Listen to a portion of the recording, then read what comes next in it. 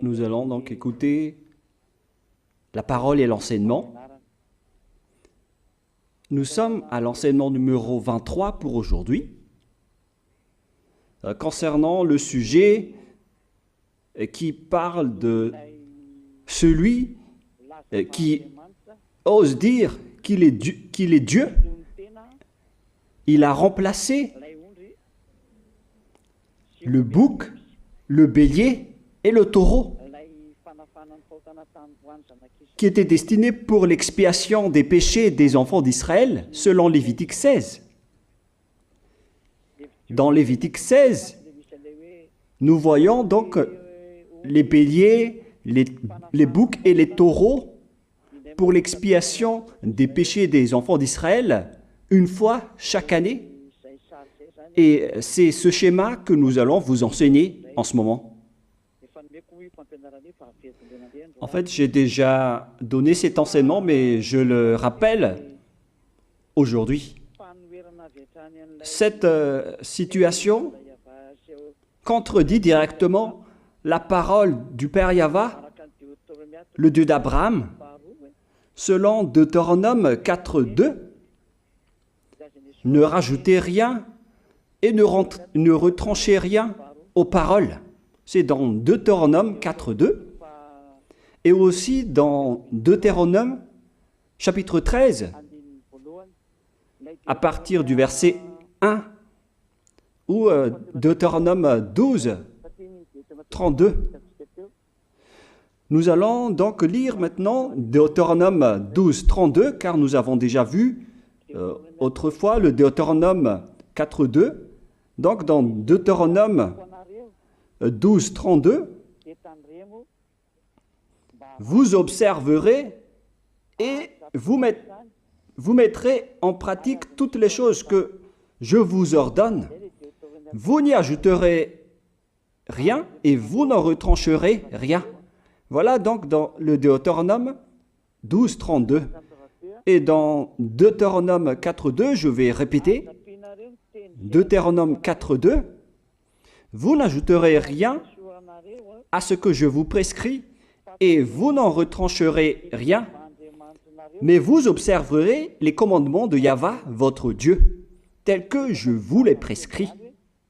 Cette parole précise bien alors que il ne faut pas rajouter ni retrancher les paroles que je vous ai données. De quelles paroles parle-t-on? Nous allons lire Lévitique chapitre 16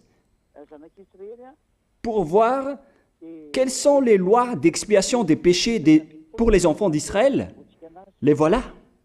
C'est dans Lévitique chapitre 16, verset 3 d'abord, pour commencer. Voilà donc ce qu'on ne doit pas changer, alors que nous avons tous su, nous avons tous vu qu'ils les ont remplacés par Jésus ou Jesus. Ce n'est pas une diffamation, nous le voyons tous.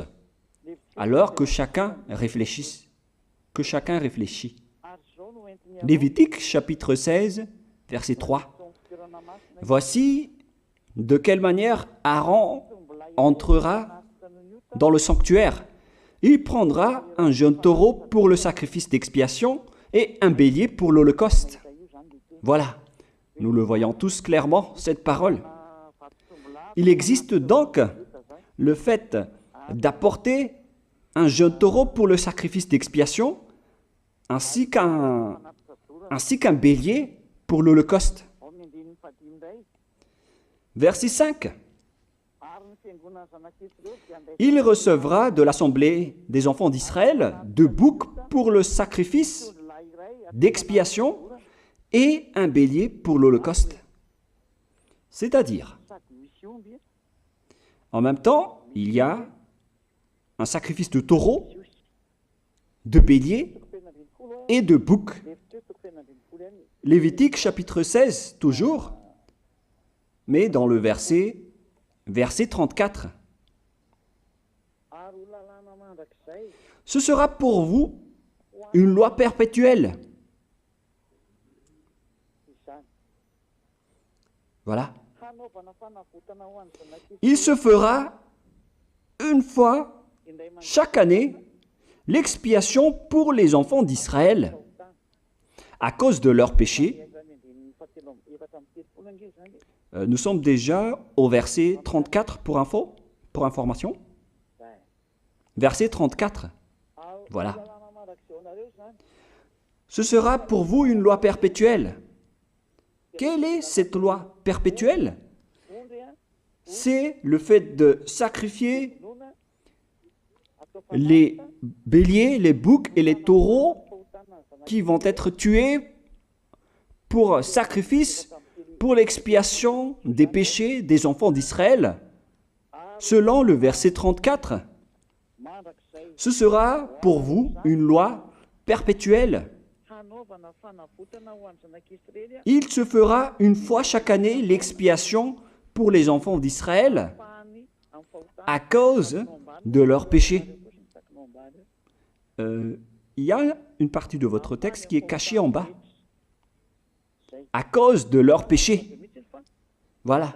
Ici, donc, c'est bien clair que l'expiation du péché qui se fait une fois chaque année pour les enfants d'Israël, qu'on ne peut ni ajouter ni retrancher, ce sont les sacrifices des béliers, de taureaux et de boucs.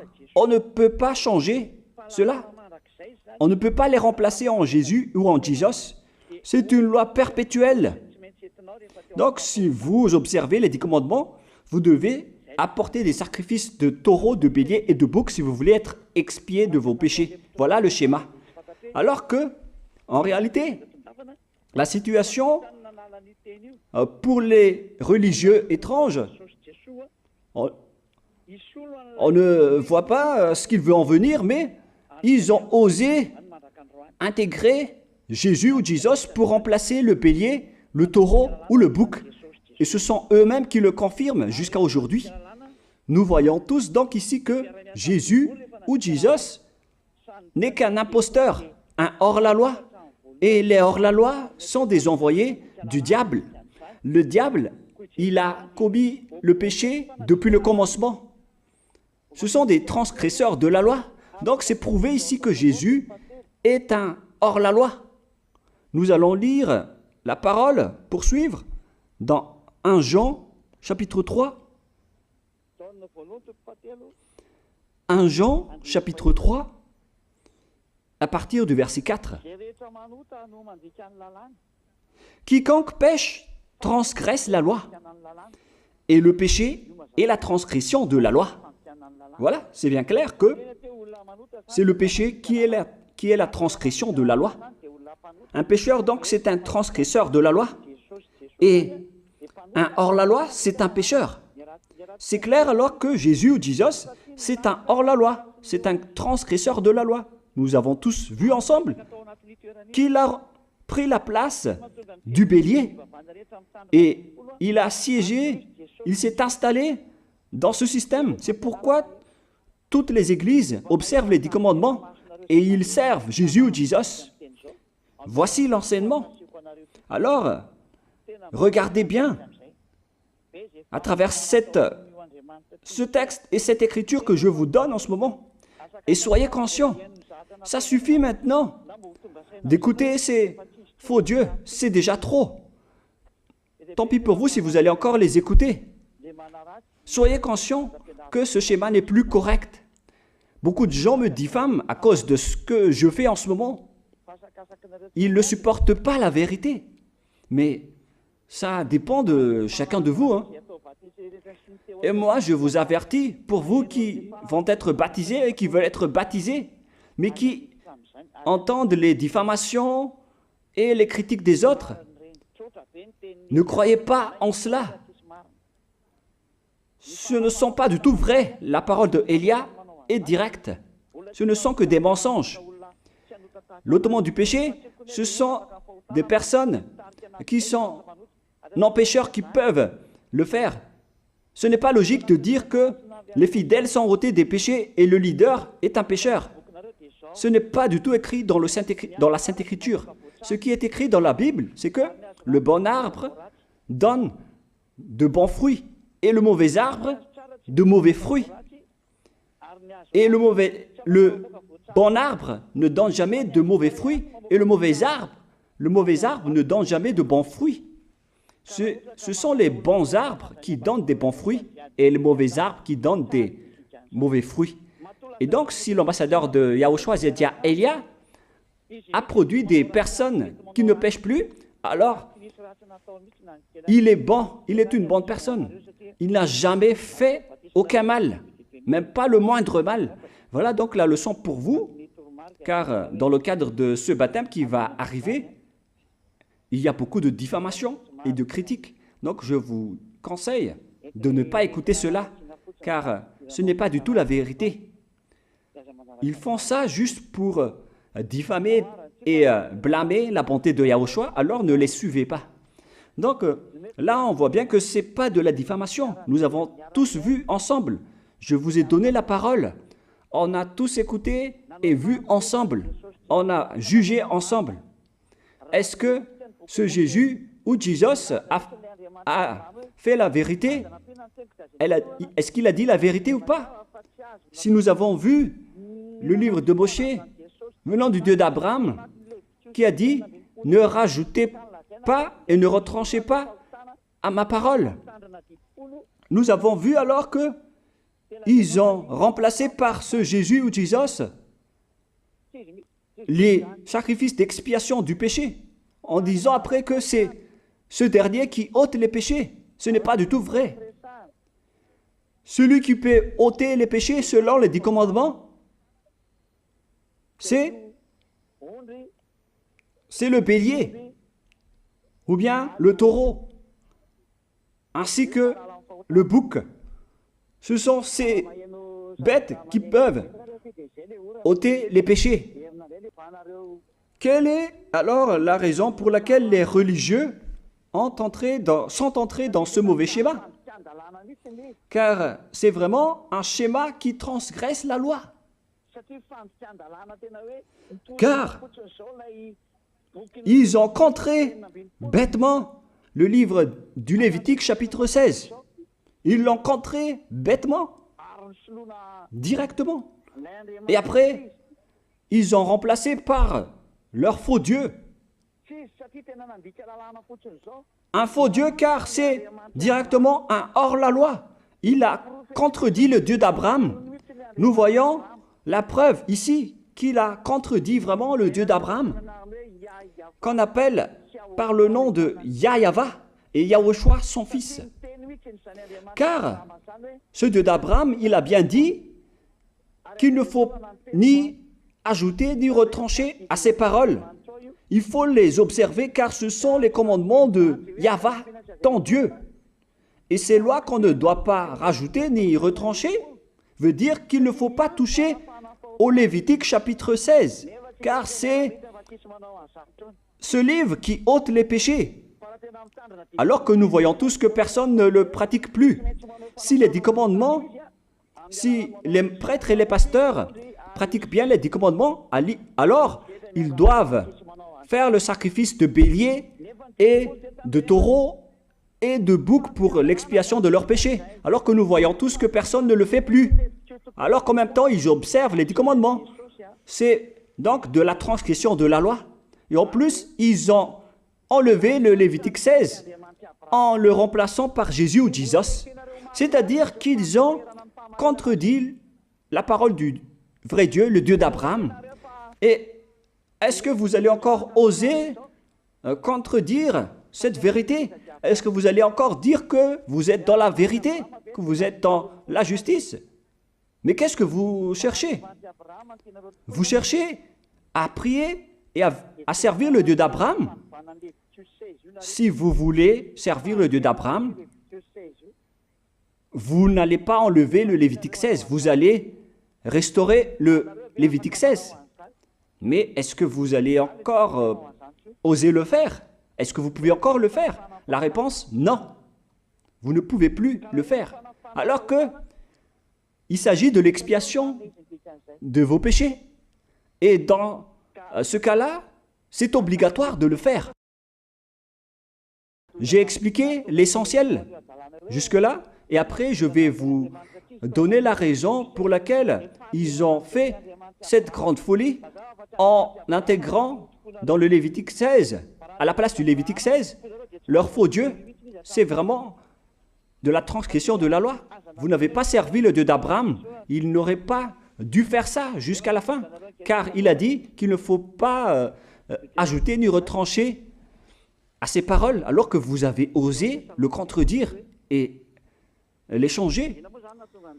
Nous allons donc voir maintenant dans Psaume chapitre 40, quelle est la raison pour laquelle les prêtres et les religieux ont arrêté le Lévitique 16 en le remplaçant par Jésus ou Jesus pour remplacer les boucs, le bélier et les taureaux. Et je vais vous expliquer la raison. Et eux, ils ne peuvent pas le nier car ils l'ont fait. Et si, par exemple, ils ne connaissent pas, alors il ne faut plus faire du n'importe quoi. Il faut que vous soyez enseigné par Élia, si vous voulez encore sauver votre esprit. Mais si vous ne voulez pas, alors tant pis pour vous et assumez les conséquences. Psaume chapitre 40, versets 6 à 8. Psaume 40, versets 6 à 8. Voilà donc le dégât qu'ils ont subi. Tu ne désires ni sacrifice ni offrande. Tu m'as ouvert les oreilles. Là, ils ont bien entendu et écouté que Dieu ne désire plus leur sacrifice et tout ce qui concerne ce sujet. Tu ne demandes ni holocauste, ni victime expiatoire. Ici donc, on est arrivé au stade où on n'a plus besoin des sacrifices. D'après ce schéma, alors, le Lévitique 16 a été supprimé. Et logiquement, puisque c'est une alliance qui a été détruite, alors on ne peut plus y entrer, car on ne peut pas ajouter ni retrancher aux paroles. Et donc, si on ne peut pas y entrer d'après la parole qui dit qu'on ne peut pas rajouter ni retrancher, si le Dieu d'Abraham a interdit le sacerdoce, alors logiquement, vous ne devez plus y entrer. Sinon, vous allez vous autoproclamer en tant que pécheur à jamais, alors que les pécheurs et les malfaiteurs n'iront jamais au ciel des cieux. C'est clair alors que c'est devenu un sens interdit, les 10 commandements et les lois de Moïse, d'après ce schéma, car c'est la relation avec le Père Yahva qui a été détruite, qui a été supprimée, car il n'y a plus d'expiation de péché pour vous. Alors vous êtes fous si vous allez encore entrer dans ce schéma. C'est pourquoi on a besoin d'une nouvelle alliance, car l'alliance des 10 commandements et les lois de Moïse ne sont plus correctes. C'est devenu supprimé, car on ne peut plus faire le sacerdoce, mais les religieux ainsi que les faux dieux, ils ne se sont pas... ils ont facilité les choses en intégrant leur faux dieu à la place du bélier, du bouc et du taureau. Et voilà, c'est bien clair. Et d'après eux-mêmes, ils ont dit que l'intégration de Jésus ou de Jesus, c'est d'après ce livre des psaumes. Vous voyez que ici, je n'ai pas dit du n'importe quoi, c'est la vérité que j'ai dit. Je n'ai pas incriminé qui que ce soit. C'est vraiment la réalité et la vérité. Alors, ici, on prouve bien que ça a été supprimé, ce n'est plus autorisé. Et c'est encore confirmé dans Ésaïe 66.3 que celui qui fait des sacrifices, c'est comme celui qui fait de l'idolâtrie. Celui qui immole un bœuf est comme celui qui tuerait un homme.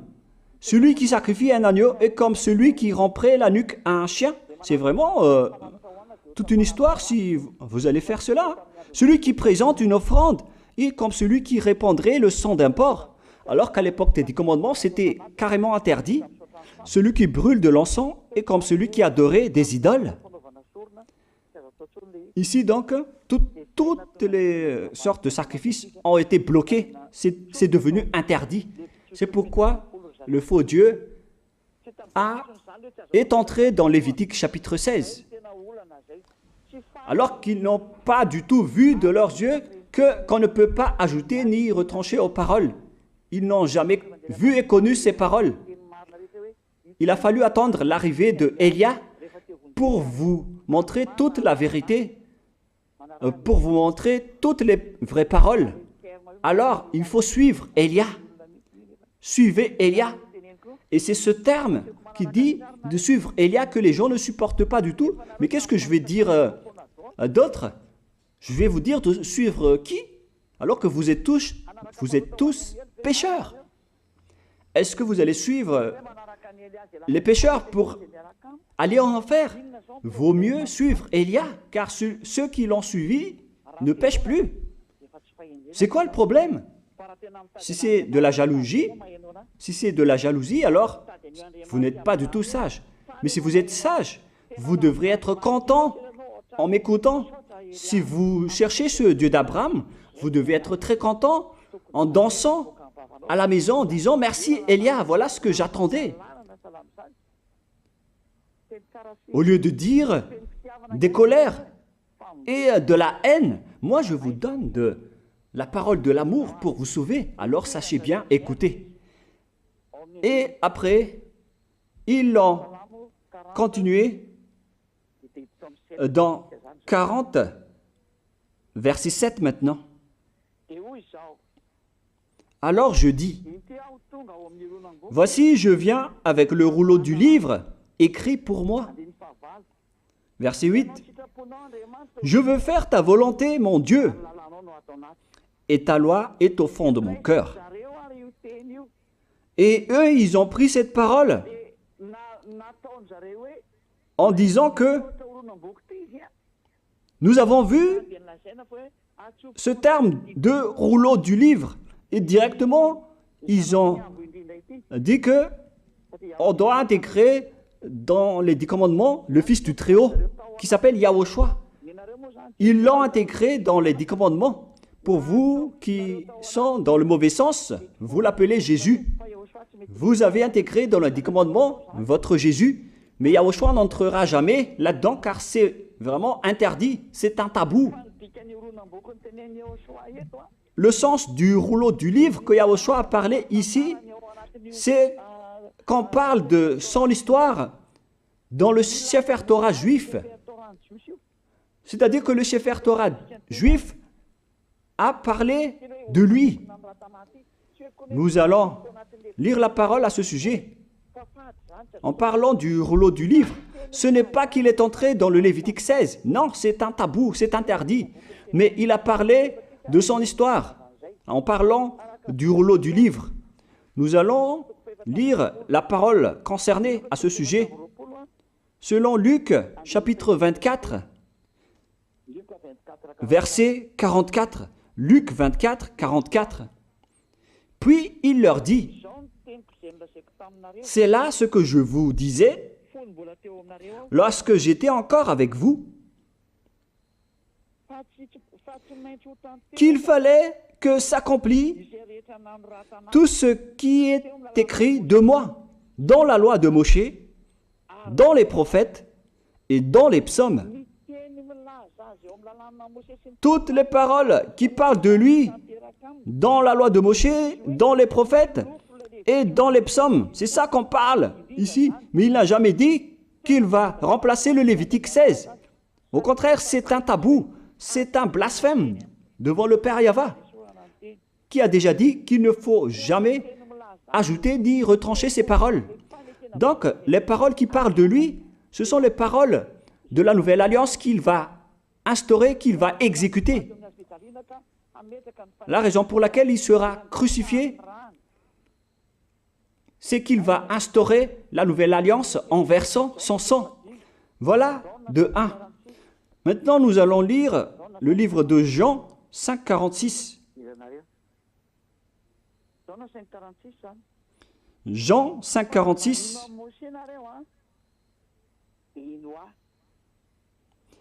Alors, car si vous croyez en Moshe, vous me croiriez aussi, parce qu'il a écrit de moi. Il a écrit à propos de Yahushua. C'est pourquoi on parle du rouleau de livres qui a écrit pour lui. Et Moshe aussi a participé à son histoire en parlant de lui. Mais ce n'est pas que on a supprimé le Lévitique 16 en remplaçant par le Fils du Très-Haut. Non, ce n'est pas du tout cela. Il y a beaucoup de paroles qui a parlé de lui depuis les lois de Moshe, depuis les prophètes et depuis les psaumes. C'est pour ça qu'on parle du rouleau du livre qui a écrit à propos de lui. Mais ce n'est pas que vous allez supprimer le Lévitique 16 en le remplaçant par le Fils du Très-Haut. C'est vraiment une abomination de votre part. Je vous ai donné maintenant l'explication. Il ne faut pas rajouter ni retrancher aux lois de Moshe. C'est une alliance en bonne forme qu'on ne peut pas toucher ni enlever. C'est dans Galates 3,15. Galates 3,15. Une disposition en bonne forme ne doit pas être changée ou transformée. Les lois de Moshe, c'est une alliance en bonne forme qu'on a versé le sang de Zébu en plus. Donc on ne peut ni retrancher ni rajouter. Le pire alors, c'est que vous qui êtes les fidèles de Jésus, vous l'avez intégré dans les lois de Moshe en remplaçant le Lévitique 16.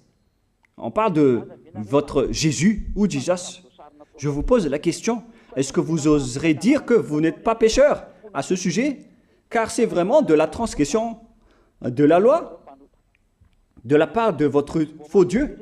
Donc s'il est pécheur, alors logiquement vous êtes aussi pécheur. Et vous-même, vous avez dit que vous êtes pécheur. Voilà ce que vous avez fait. Et vous n'allez jamais être épargné. C'est pourquoi je vous appelle tous maintenant. Soyez baptisés et sauvez votre chemin, c'est-à-dire votre esprit. Sauvez votre esprit car il ira en enfer si vous ne le sauvez pas. Pour vous qui serez baptisés bientôt, l'explication est claire. Alors prenez une décision maintenant. N'écoutez jamais les diffamations qui sont faites par les diables. Ce sont eux qui vous empêchent d'aller vers la vérité. Ne soyez plus des poubelles dans votre conscience. N'acceptez plus cela. Il faut écouter l'envoyé du ciel des cieux, c'est-à-dire moi. Voilà l'explication. Vous avez fait du n'importe quoi avec votre faux Dieu. C'est votre faux Dieu qui a péché au commencement. Et logiquement, donc, vous avez tous aussi transgressé la loi avec lui. Et maintenant, vous êtes tous dans le péché. Et vous vous abritez dans la parole qui dit Dieu n'est pas venu pour appeler les justes, mais les pécheurs, pour se repentir. Le problème, c'est que c'est votre Dieu qui est vraiment un pécheur. Voilà le schéma qui prouve qu'il est pécheur. Donc, je vous souhaite à tous d'être bénis par Yahushua. Prions ensemble. Merci infiniment, Père Yahva, pour cette parole. Une parole qui conscientise les gens pour se retourner vers toi et pour faire rester fermes tous les enfants du Très-Haut, les personnes que tu as déjà choisies, pour qu'ils restent bien fermes dans le service, et pour ceux qui sont encore à l'extérieur, qu'ils courent vers Elia, car Elia et toi, Yahushua, vous êtes uniques. Merci infiniment, Père Yahva. Merci infiniment, Yahushua. Sauve les gens pour qu'ils soient intégrés au ciel des cieux, pour que les gens écoutent la parole, Père Yahva, Yahushua, toutes les paroles que j'ai montrées. Confirme toutes mes paroles, Yahushua et Père Yahva, pour la gloire de vos noms si saints. Merci pour ta bonté et pour ta grâce. Au nom de toi, Yahushua, je fais toutes ces prières. Alléluia, Amen. Donc, je vous souhaite à tous d'être bénis par Yahushua et à demain. Au revoir.